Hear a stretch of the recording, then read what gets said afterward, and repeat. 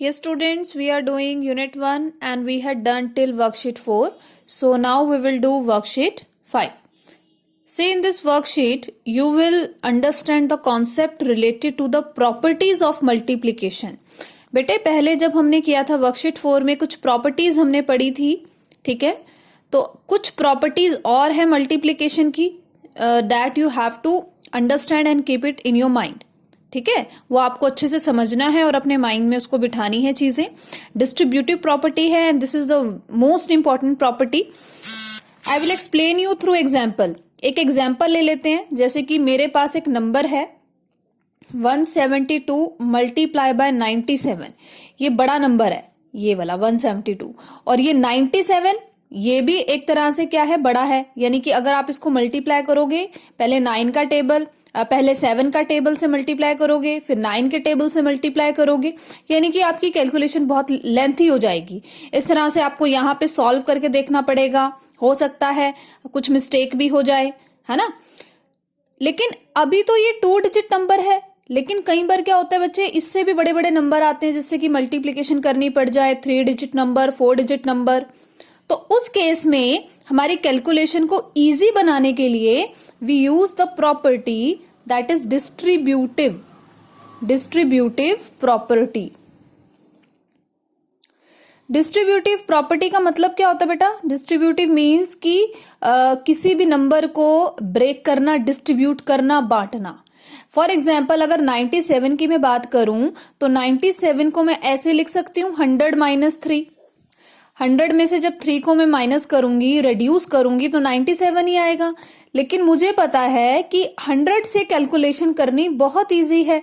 आप किसी भी नंबर को 100 से मल्टीप्लाई करोगे, कितनी इजीली मल्टीप्लाई हो जाएगा.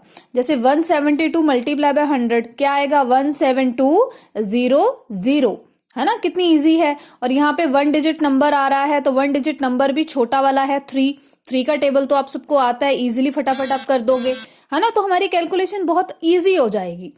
मैंने क्या किया है, 97 को 100 माइनस 3 लिख दिया और मैं किसी भी नंबर को इस तरह से रिजॉल्व कर सकती हूं. ठीक है, लेकिन ध्यान यहाँ पे बात ये है, ध्यान देने वाली बात यहाँ पे ये है कि जो भी नंबर आप ब्रेक कर रहे हो, जो भी नंबर आप मोल्ड करके लिख रहे हो, वो 100, 10, 1000 इनके नियरेस्ट होना चाहिए, यानी कि जिसके लास्ट में 00 आए. क्लियर. अब ये देखिए 172, अब ये ब्रैकेट लगा है, दैट मीन्स जब आप ब्रैकेट हटाओगे तो 172 100 से भी मल्टीप्लाई होगा. ठीक है, 100 से भी मल्टीप्लाई होगा और 3 से भी मल्टीप्लाई होगा. ब्रैकेट का मतलब ही यही है कि जो बाहर वाला नंबर है वो इन दोनों से मल्टीप्लाई हो रहा है. क्लियर. सो 172 मल्टीप्लाई 100 माइनस 172 मल्टीप्लाई 3. क्लियर. सो 17200. सी कितनी इजी कैलकुलेशन हो गई. अब यहां पे अब आप मल्टीप्लाई करोगे 172 को 3 से, सो यू विल गेट 516.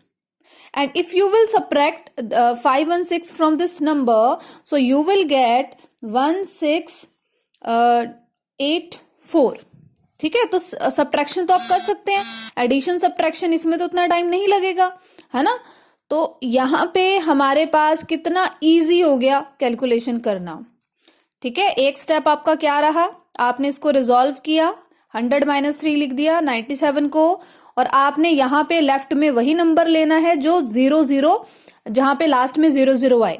ठीक है, 10, 100, 1000 के नियरेस्ट होना चाहिए.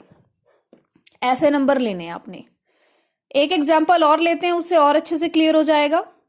ठीक है, मैं यहाँ पे एक एग्जाम्पल ले रही हूं और ये वाला जो एग्जाम्पल है बेटा, ये आपकी वर्कशीट का ही है, ए पार्ट. ठीक है, वर्कशीट का ए पार्ट है.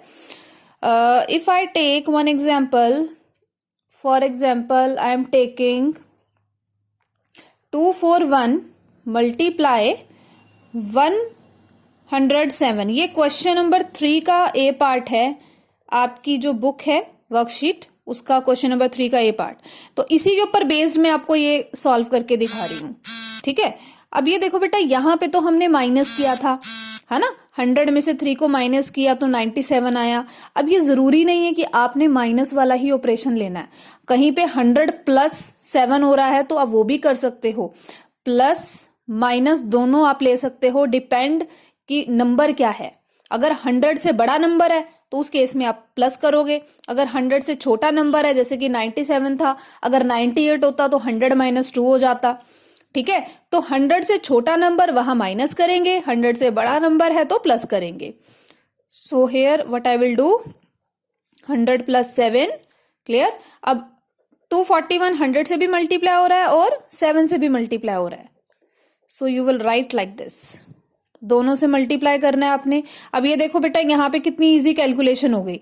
You will easily right 24100, half हमारी कैलकुलेशन फिनिश हो गई। अब आपने क्या करना है, 241 को 7 से मल्टीप्लाई करना है। If you multiply 241 with 7 you will get 1687। ठीक है, आप भी मल्टीप्लाई करके देख सकते हो। अब यहाँ पे आपने क्या करना है, दोनों नंबर्स को आपस में ऐड करना है। तो ऐड करके मेरे पास आएगा 25787। सो यू कैन चेक 25,787 ये आ जाएगा। क्लियर।